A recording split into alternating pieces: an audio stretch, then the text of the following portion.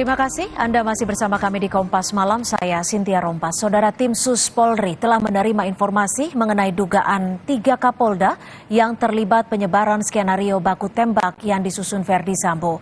Namun sampai saat ini belum ada pemeriksaan terhadap 3 Kapolda tersebut. Kadif Humas Polri Irjen Dedi Prasetyo menyatakan tim Sus Polri telah mendengar isu 3 Kapolda yang membantu skenario Verdi Sambo di kasus pembunuhan Brigadir Yosua. Namun hingga saat ini belum ada pemeriksaan terhadap 3 Kapolda tersebut. Pemeriksaan 3 Kapolda saya tegaskan tidak ada, belum ada sampai sekarang hari ini. Ya, kita tidak boleh berasumsi biar tim sus ini bekerja sesuai dengan norma hukum ya, dan kaidah-kaidah yang berlaku. Ya, fokus kita adalah proses justitia pembuktian kasus ya 340 KUHP subsidiar 338 junto 5556.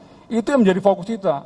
Jadi melebar kemana-mana ya didengerin aja informasi tersebut. Tapi tim sus bekerja sesuai dengan fakta.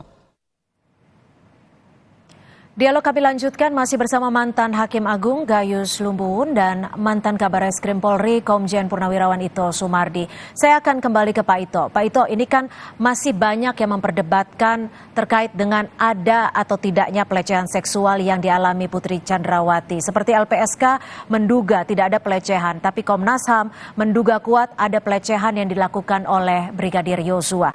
Terkait dengan alat ini, lie detector, apakah ini juga bisa membongkar ada atau tidaknya kasus pelecehan yang dialami Putri Sambo? Baik, Mbak Cynthia. Jadi kalau menurut saya, alat ini kan adalah satu upaya yang dilakukan oleh penyidik untuk bisa menggali keterangan itu atau memastikan keterangan itu atau menguji apakah keterangan yang diberikan itu adalah benar atau bohong. Tapi kita jangan lupa bahwa untuk bisa menjadikan ini satu alat bukti, itu tentunya harus ada, misalnya contohnya kalau memang ada dugaan pelecehan, harus ada laporan polisi. Yang kedua, mungkin harus ada pemeriksaan kedokteran kehakiman, ya, kedokteran forensik. Kemudian juga harus ada yang satu lagi yang paling penting adalah bagaimana keterangan saksi-saksi yang ada di sana. Jadi tidak bisa dengan hanya berdasarkan alat pendeteksi kebohongan bisa menentukan apakah yang bersangkutan ini benar atau tidak memberikan. Karena tanpa ada alat bukti lain seperti tadi visum et repertum, ya, kemudian tanpa adanya laporan polisi, ya ini tetap saja tidak akan bisa diproses. Saya kira artinya tidak serta-merta hanya menggunakan alat ini, namun perlu bukti dukungan lain. Tapi kalau hasil dari deteksi kebohongan ini bisa dimasukkan dalam BAP tidak, Pak? Tidak, jadi begini Pak, tadi sudah saya sampaikan. Dalam pasal 1884 ya, KUHP, itu kan ada 5 alat bukti. Nah, kalau seandainya hasil analisa daripada lie detector ini kemudian disampaikan oleh psikolog ya, dalam konteks dalam satu persidangan, ini dapat dijadikan sebagai salah satu keterangan ahli ya. Jadi ini masuk ke dalam alat bukti. Tapi itu harus betul-betul disampaikan dalam konteks persidangan. Tetapi kalau yang sekarang dilakukan oleh Polri ini adalah hanya dalam upaya untuk bisa menguji apakah keterangan seseorang ini benar atau tidak. Kenapa demikian? Karena akurasinya juga terus terang saja saya sampaikan tadi antara 60-70. Karena kan cara kerja lie detector adalah melihat detak jantung, denyut nadi, perubahan fisik. Dan orang itu juga sangat tergantung daripada kondisi orang itu saat itu bagaimana gitu. Kalau dia dan normal mungkin bisa mendapatkan hasil yang baik. Tapi kalau keadaan orang itu tidak sehat, kemudian stres. Ya, seperti kondisi psikologis ya. Jadi artinya hanya bisa dilakukan sebagai rujukan untuk mengungkap kasus. Pak Gayus, kalau saat ini setelah polisi melakukan deteksi kebohongan terhadap para tersangka, fokus polisi sekarang harus seperti apa selain ataupun lanjutan terkait dengan mengungkap kasus pembunuhan berencana ini?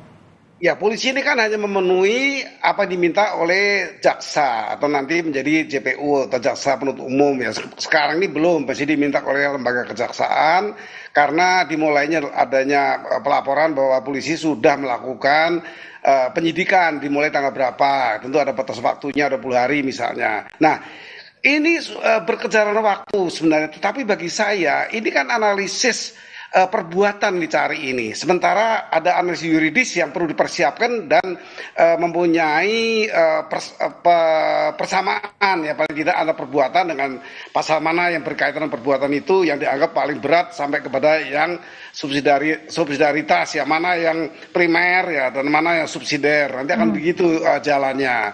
Nah, dari sini kalau bagi saya pribadi, saya lebih fokus kepada bagaimana analisis yuridis ya, apa sudah tepat kalau primernya 340, subsidiarnya 338, anjlok ini.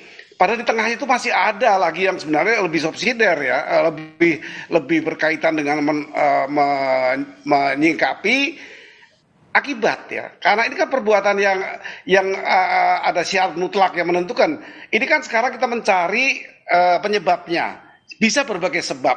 Nah, oleh karena itu melalui penyidikan yang mungkin kalau nggak bisa bergerak lagi ya optimal kepada JPU ini terpaksa seperti ini biar pengadilan saja nanti yang memperluas. Di sana kami akan membagi primer, subsidiar, lebih subsidiar lagi, itu semua berkaitan. Kalau hanya seperti ini, kalau ini ditolak atau tidak terbukti 340-nya, lalu ini mau direkonstruksi seperti apa juga nggak ada gunanya. Mau diminta mengaku seperti apa juga nggak ada gunanya karena langsung kepada ayat pengganti namanya. Subsidiar itu pengganti ya, pengganti dari ancaman hukuman mati turun pada 15 tahun. Itu masalahnya yang selalu saya kritisi. Ya. Sebenarnya tentang apa yang terjadi, analisis perbuatan ya silakan. Kalau memang nggak mampu lagi, nggak bisa dipaksakan, bisa langsung optimal. Oke, Pak Gayus, tadi Anda menyebutkan pasal 340 ke 338 anjlok. Nah, apakah artinya harus ada siasat tertentu bagi penyidik agar kasus ini bisa terungkap dan para tersangka bisa mempertanggungjawabkan ataupun para terdakwa nantinya bisa mempertanggungjawabkan perbuatannya? Bagi saya iya. Kalau saya harus berperan sebagai penyidik, minta maaf misalnya ya, mohon maaf Pak Jenderal Tito ya, saya mohon maaf kalau misalnya yang tidak pernah dipikirkan oleh penyidik hari ini adalah penyalahgunaan senjata api, misalnya Undang-Undang Darurat 1251, di situ masih berlaku dan selalu digunakan oleh hakim itu. Nah ini kalau dipakai jembatan ini, saya pikir ancaman hukumannya mati dan 20 tahun ini, seumur hidup. Artinya ada subsidiaritas yang lebih berat. Ini pemikiran saya. Ya kalau enggak pun nanti hakim akan memerintahkan untuk ditambah. Hakim tidak mati dengan undang-undang yang terkait dengan perbuatan yang dimasukkan kepada pengadilan, tidak itu.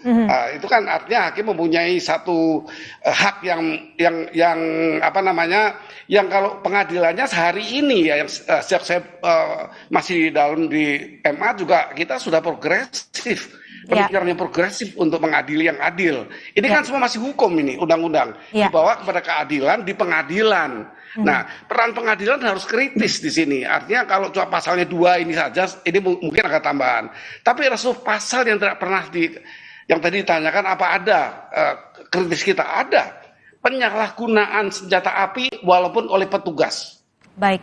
Alangkah banyak. Artinya ada subsidiaritas yang bisa dilakukan pihak penyidik untuk kasus ini agar para tersangka atau pelaku ataupun nantinya menjadi terdakwa bisa mempertanggungjawabkan perbuatannya secara hukum dan adil di mata hukum.